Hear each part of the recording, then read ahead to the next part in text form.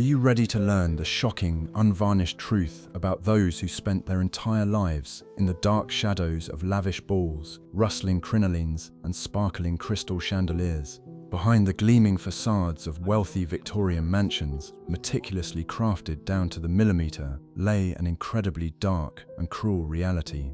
It's strictly taboo to write about this in Jane Austen's beautiful romance novels, and you certainly won't see these sordid details in popular historical TV series. For many young women of that time, a position as a maid in a wealthy household seemed like a real ticket to a better life, and the only escape from the starvation-level poverty of the streets.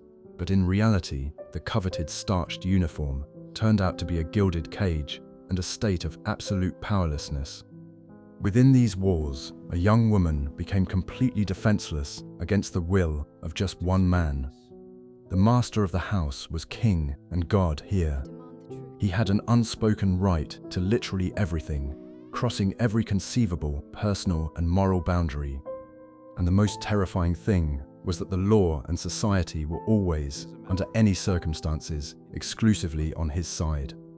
Today, we'll tear off the masks of these respectable British gentlemen and reveal what was hidden behind the closed doors of 19th century bedrooms. Be sure to watch this video all the way to the very last second. It's in the finale that I'll reveal the details of that monstrously unjust law, which quite officially ruined the lives of hundreds of thousands of women. You'll learn why the victims were forced to remain silent and didn't even try to ask for help. Spoiler alert, this historical truth is sure to send chills down your spine.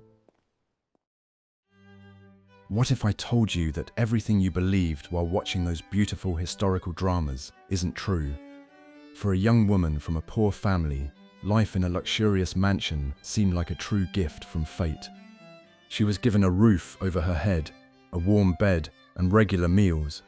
In return, all that was required of her was hard daily labor and complete obedience to the house rules. However, no one warned the young women that they would completely lose the right to control their own lives. The Victorian era was renowned for its strict moral principles and impeccable etiquette. Society closely monitored every public move its members made. But behind the heavy oak doors of wealthy homes, these rules suddenly ceased to apply.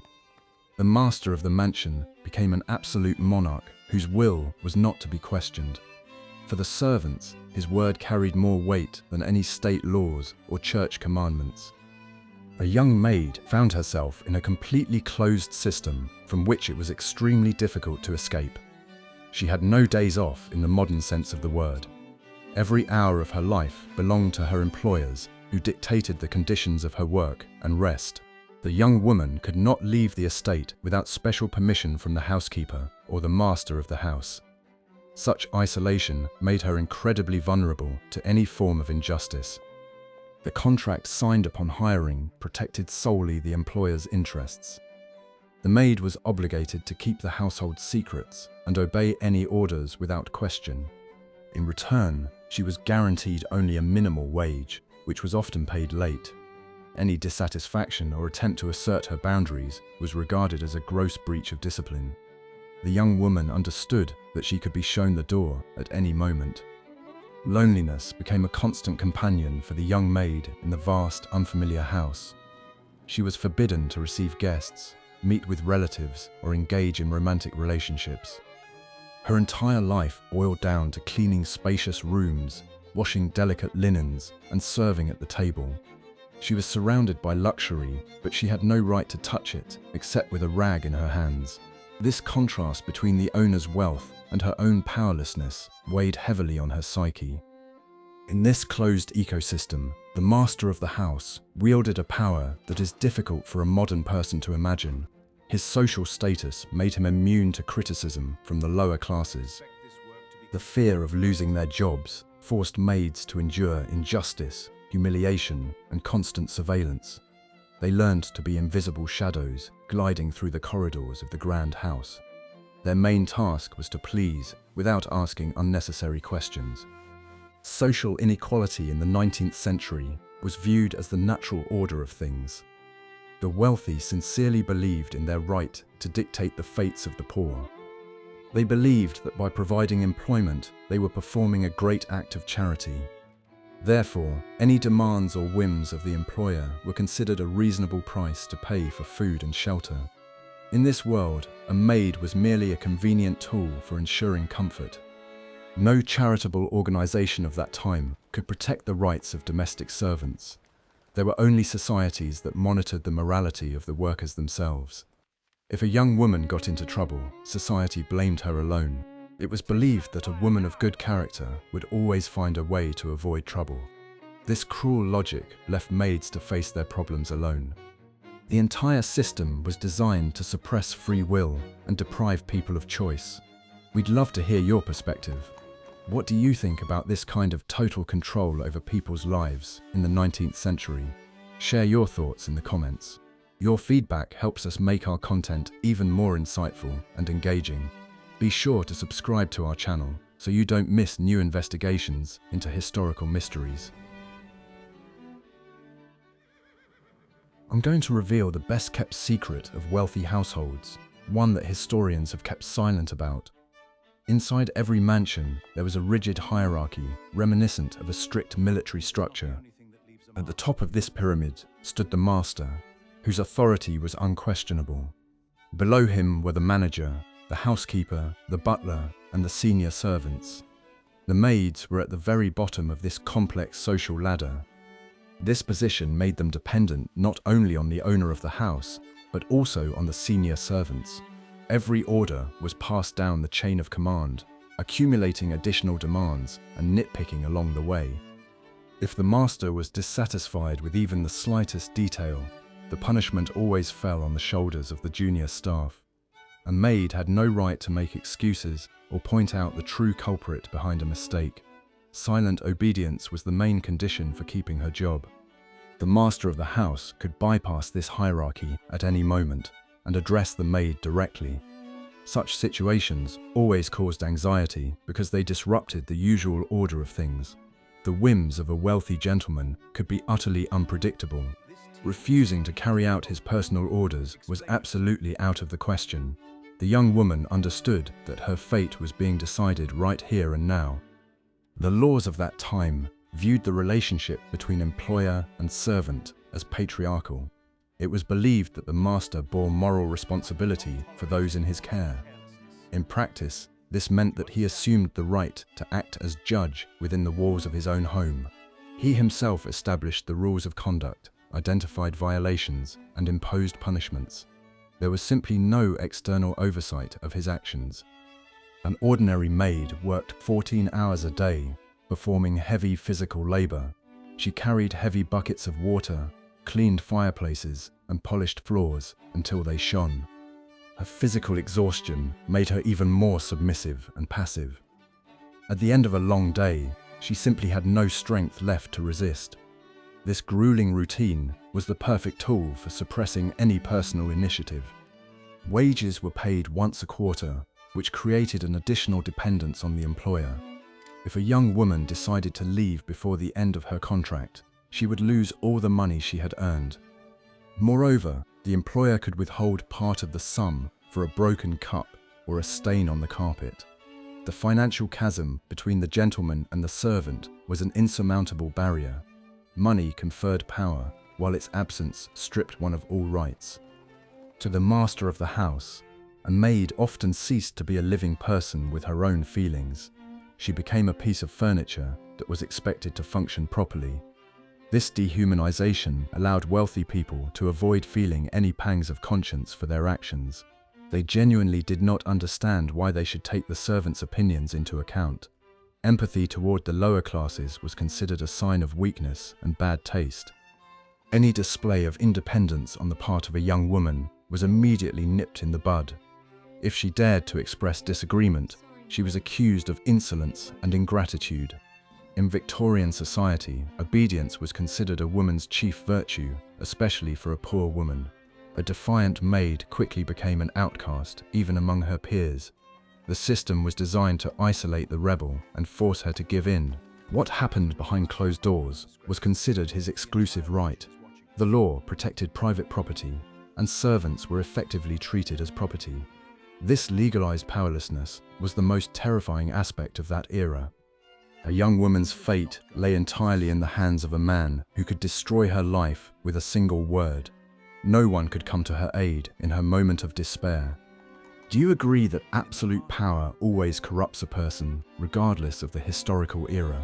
The answer to this question lies in the fates of thousands of nameless female workers. In the next chapter, you will learn what an exorbitant price young women had to pay for the slightest disagreement with their employer's will.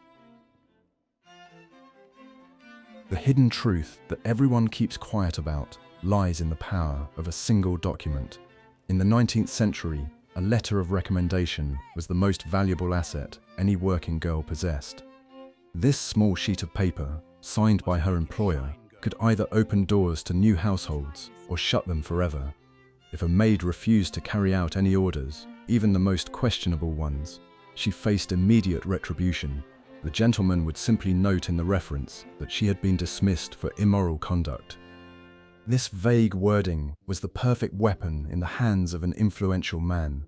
It could mean anything from a rude reply to the housekeeper to more serious offenses. However, society always interpreted these words in the worst possible light. A young woman found herself on the street with no money, no connections, and no hope for the future. It was the perfect mechanism for blackmail, forcing maids to endure any kind of treatment. The fear of starving to death was stronger than pride and self-respect. The most terrifying aspect was that the law fully supported this practice. An employer was under no obligation to explain the reasons for dismissal or provide evidence of wrongdoing. The courts refused to hear lawsuits filed by domestic servants against their influential employers. It was believed that a gentleman could not lie, and therefore his word carried the weight of irrefutable fact. The legal system had been created by the wealthy and operated solely in their interests. The employers were well aware of the power they wielded and often used it to intimidate the rest of the staff. The exemplary dismissal of a single defiant young woman served as an excellent lesson for everyone else. Seeing a crying friend gathering her meager belongings made the other maids even more submissive. The atmosphere of fear and suspicion in the mansion made it easy to control people without much effort.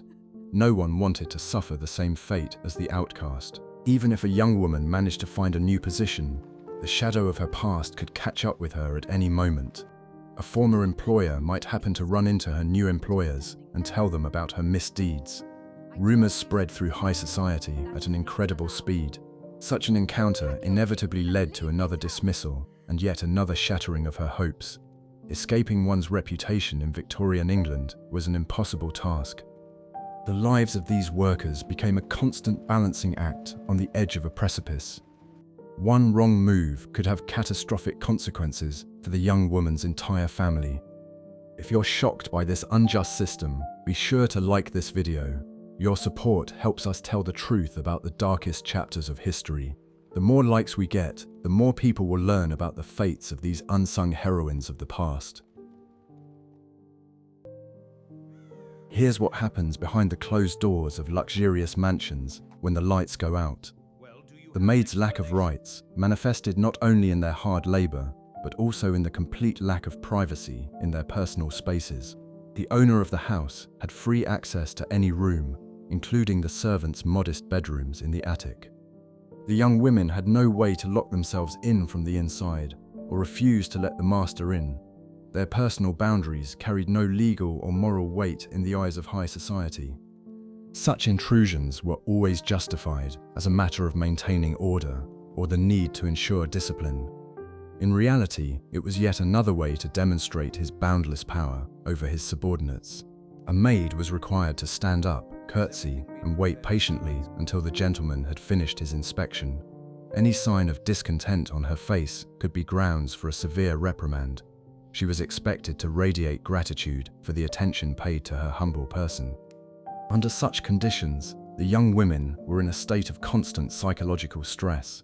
They could never feel safe, not even during a brief night's rest. Every rustle in the hallway made them flinch and listen for footsteps. This constant tension wore down their nervous systems far more than physical labor.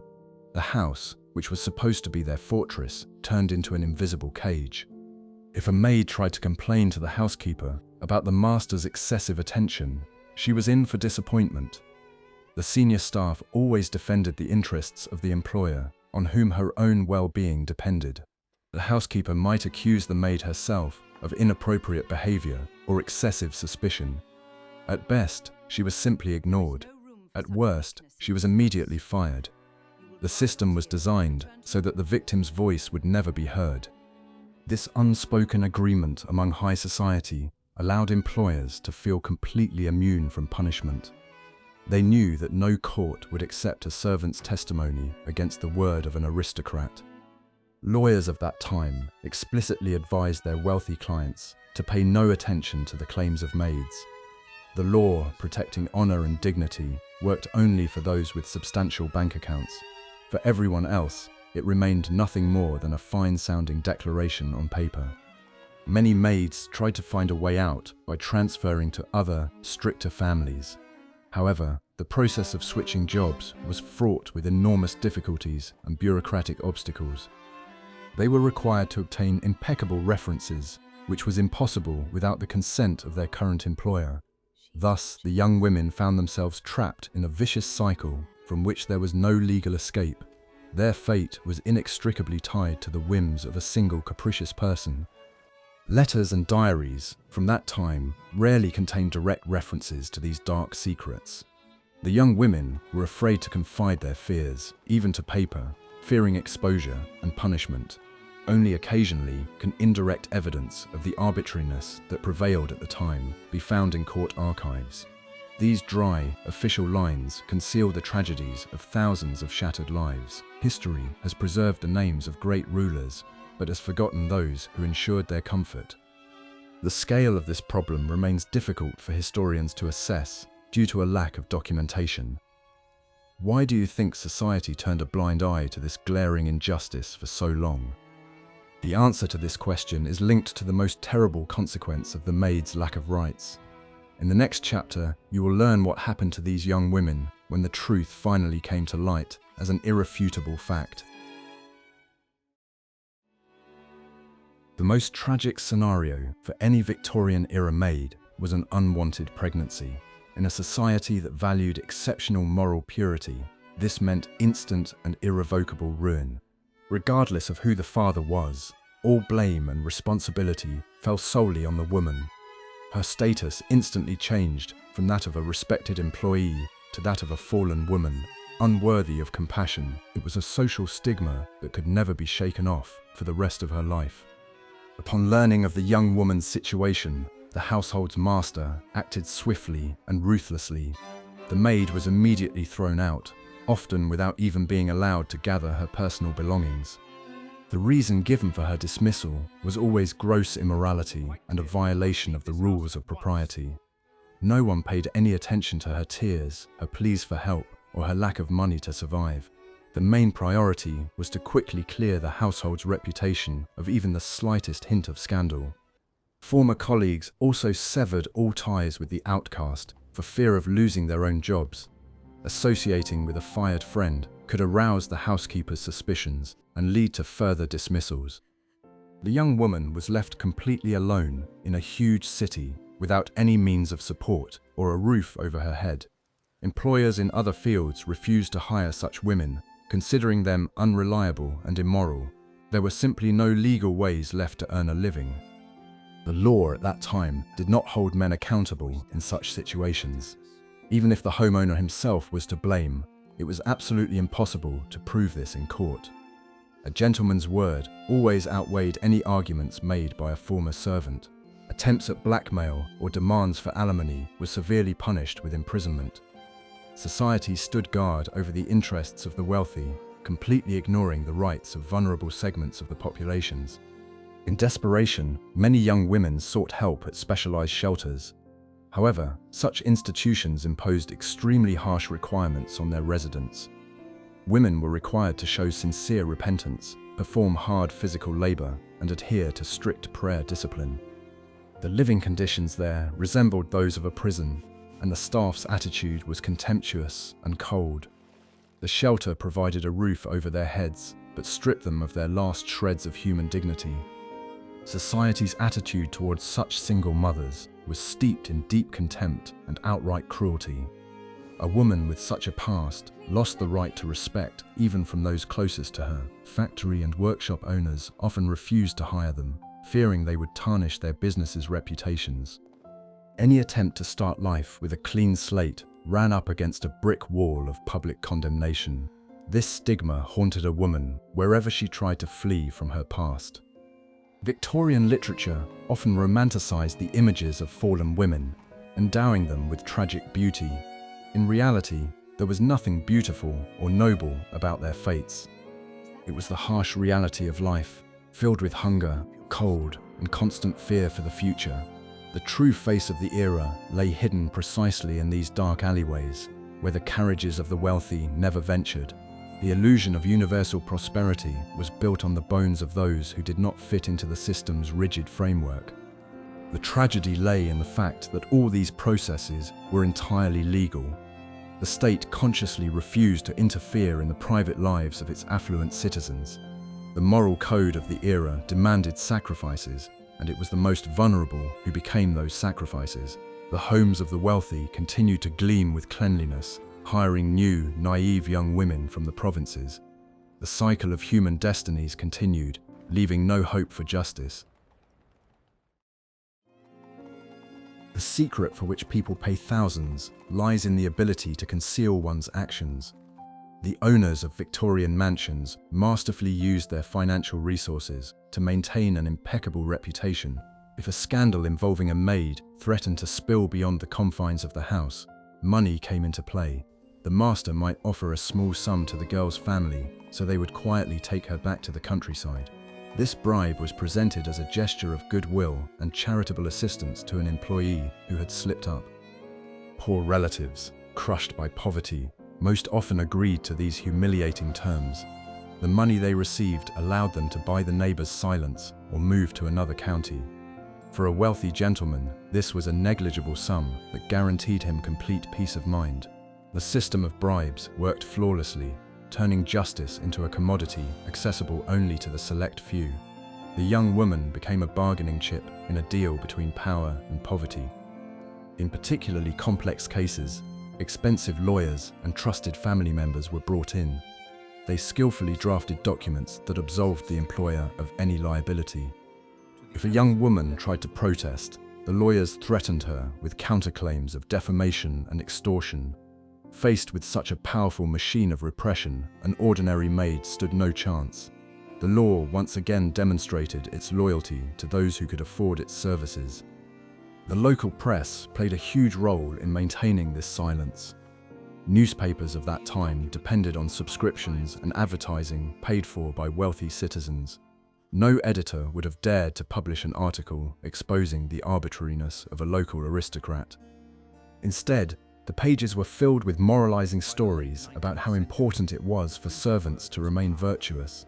Journalism served the interests of the wealthy, shaping a worldview that suited them.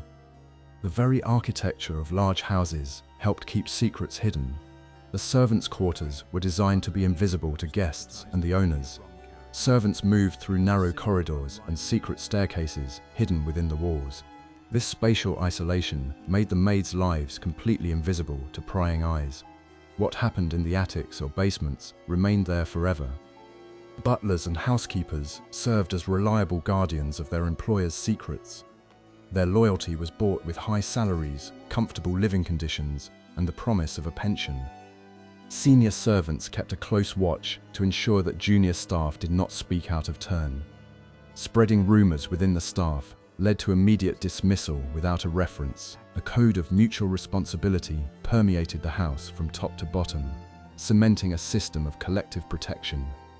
Even the church often sided with wealthy parishioners in such conflicts. Priests preached obedience and humility, urging the poor to patiently bear their cross. Landlords made generous donations, which ensured the clergy's loyalty.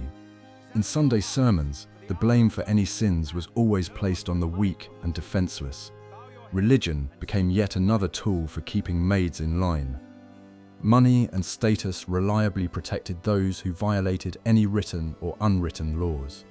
Why then did people continue to put up with this monstrous system for so many years? The answer lies in the deeply rooted traditions of child rearing at that time. In the next chapter, you will learn how girls were prepared from childhood for the role of silent victims. The system of total submission began to take shape long before a young woman donned a maid's uniform. Leaving her family home in her early teens, a maid was completely unprepared for independent life. She found herself in the vast, intimidating world of a Victorian mansion, where everything was foreign to her. Her main source of support was the senior servants, who continued her upbringing within an even stricter framework. The young woman was taught not to look her employers in the eye, to move silently, and to blend into the surroundings. Her individuality was methodically erased, giving way to the ideal role of a maid. When faced with a difficult situation, the young woman simply did not know whom to turn to for help. She lacked the legal knowledge to understand her rights that, in essence, did not even exist. She did not know how to articulate her thoughts clearly enough to write a complaint or a petition. Fear of her superiors paralyzed her will and robbed her of the ability to resist arbitrary treatment. Her upbringing had done its work. The young woman accepted injustice as an inescapable fate. Even on the rare occasions when the maid tried to protest, her vocabulary was insufficient to defend herself. The aristocrats, who had received the finest university education, easily overwhelmed her with their arguments. Their speech was full of complex terms and logical traps in which a simple peasant girl was lost. The intellectual inequality was just as vast as the financial one. A dispute between them resembled a battle between an unarmed person and a well-trained soldier. Reading books in their free time was strongly discouraged by housekeepers and employers. It was believed that novels corrupted the character of the servants and distracted them from their immediate duties. They were allowed to read only the Bible and special moralistic pamphlets intended for the working class. Restricting access to information helped maintain the desired worldview in the young women's minds. Without new knowledge, a maid could not fully grasp the extent of her humiliating position. The psychological trauma from constant humiliation stayed with these women forever. Many of them lost the ability to enjoy life and trust people, becoming withdrawn and suspicious. They passed on their emotional pain to the next generation, raising them with the same fear of those in power. Thus, the chain of submission was passed down from generation to generation, providing the empire with a cheap and obedient labor force. Breaking this vicious cycle was incredibly difficult. It was only toward the end of the century, with the emergence of new factory jobs, that the situation began to slowly change. Young women were offered an alternative to domestic servitude, although factory work was no less arduous. However, at the factory, once her shift ended, a worker was free and could manage her own time. This was the first step toward realizing her own worth and independence. But for thousands of maids in the Victorian era, these changes came too late. The legal system of Victorian England was often described by contemporaries as a model of fairness and impartiality. Judges in powdered wigs embodied the law, which was supposed to protect all citizens without exception. However, this idyllic picture shattered into pieces when it came to conflicts between different social classes. Justice was an expensive luxury, accessible only to those who could afford lawyers. For a simple maid, the doors of the court were effectively closed forever. Witness testimony played a key role in such cases, but this is where the system failed. Other servants were terrified of testifying against their employer, fearing immediate dismissal. Even if one of them had witnessed an injustice, they preferred to remain silent to save their own job. High society, for its part, always attested to the defendant's impeccable character and high moral standards. The young woman found herself in court alone against an entire army of false witnesses and highly paid lawyers. The legislation of the time contained numerous loopholes that allowed employers to avoid liability. Employment contracts were drafted to protect exclusively the interests of the property owner. The concepts of moral damages or abuse of authority simply did not apply in practice when it came to servants. The employer could always claim that the maid had violated the rules of subordination. In the eyes of the law, this justified even the harshest disciplinary measures. The press's attitude towards such legal proceedings was extremely biased and one-sided. Newspapers relished the details of the cases, portraying the plaintiffs as greedy and ungrateful individuals. Journalists often published caricatures of maids attempting to sue their benefactors. This shaped public opinion, which condemned in advance any attempt to rebel against the system. Readers believed what they read in the press, unwilling to delve into the tragic details of strangers' lives. Fear of public disgrace deterred most young women from seeking justice in court. Public exposure meant the end of any hope for a normal life. Even in the unlikely event of a victory, the reputation of being a troublemaker made it impossible to find future employment in respectable households. Therefore, the vast majority of conflicts were resolved quietly, behind closed doors, in favor of the stronger party. Maids preferred to swallow their grievances rather than subject themselves to public lynching in a courtroom. This established practice fostered a deep-seated distrust of state institutions among domestic workers.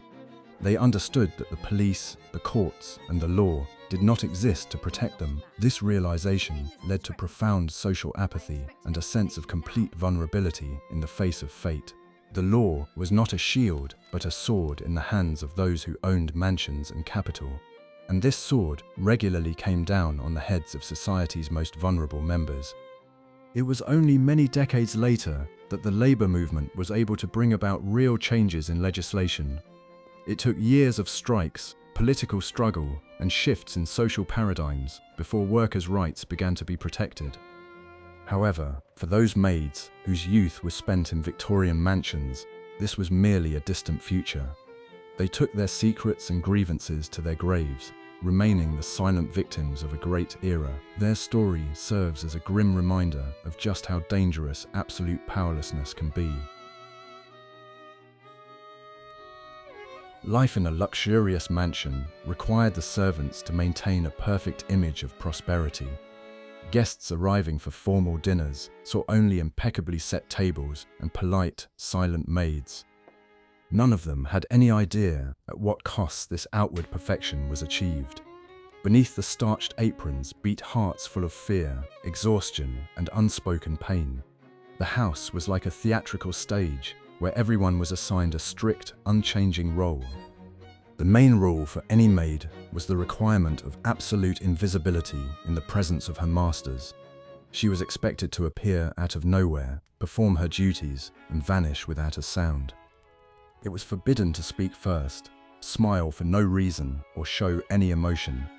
This emotional sterilization was one of the most difficult trials for young, vivacious girls. They had to literally freeze their feelings, turning themselves into mechanical dolls. Holidays in such households were the hardest time for the domestic staff. While the masters enjoyed balls and receptions, the servants worked to the limits of human endurance. Maids slept only 2 or 3 hours a day, preparing outfits, cleaning rooms, and serving meals. Christmas or New Year's brought them no joy, but only promised additional workloads. The festive splendor of the mansion was created through the sweat and toil of those who remained behind the scenes. Relationships among the maids themselves were also often poisoned by an atmosphere of constant competition. Amid a shortage of resources and the fear of dismissal, trust among colleagues was a rarity. Housekeepers often encouraged snitching in order to better control the situation in the house. Friendship could turn into betrayal at any moment when it came to keeping one's job. This made life in the mansion even more lonely and unbearable. Illness was one of the greatest fears for any female worker of that time. Medical care was expensive, and there was no such thing as sick leave or paid vacation. If a maid fell ill and could not perform her duties, she was most often simply fired. Employers did not want to risk their family's health or put up with the inconvenience caused by a sick servant. Therefore, the young women hid their illness until the very last moment, working through high fevers and pain. A maid's appearance was strictly regulated and monitored by her employer down to the smallest detail. Her uniform had to be impeccably clean, and her hair had to be smoothly combed back and tucked under a bonnet. She was forbidden from wearing makeup or jewelry so as not to draw unnecessary attention to herself. This standardization of appearance was yet another way to strip the young woman of her individuality. She was merely a cog in the vast machinery of serving others comfort. The food the servants received was strikingly different from what was served at the master's table. Maids ate leftovers or were given the simplest and cheapest meals, often in insufficient quantities. Their diet was meager and monotonous, which took a toll on their health and energy levels. Complaining about the food was frowned upon. It was regarded as sheer ingratitude. Hunger often became a constant companion for those who served delicacies at the tables. The illusion of a beautiful life created by Victorian homes demanded enormous human sacrifices. The facades of the mansions sparkled with splendor, concealing behind them tears, exhaustion, and shattered lives.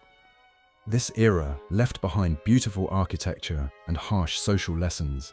The memory of those who served this splendor was long erased from official history. Only today are we beginning to realize the true cost of this historical splendor. The dawn of the 20th century brought with it slow but inevitable changes in the social order. The Industrial Revolution and World War I forever altered the familiar way of life in British society. Factories and plants began hiring women en masse for new jobs. This situation gave former maids a chance to break free from the vicious cycle of domestic service. Factory work offered a set schedule, a fixed salary, and personal freedom after the shift. The owners of wealthy mansions suddenly faced a severe shortage of domestic staff. Young women were no longer willing to endure humiliation and total control for a pittance. The aristocracy complained about a decline in morals and the unwillingness of young people to work in respectable households. They were forced to raise wages and improve working conditions to retain the remaining servants. This was the first serious blow to the system of legalized oppression. The growth of the labor union movement also played a huge role in protecting the rights of workers, including women.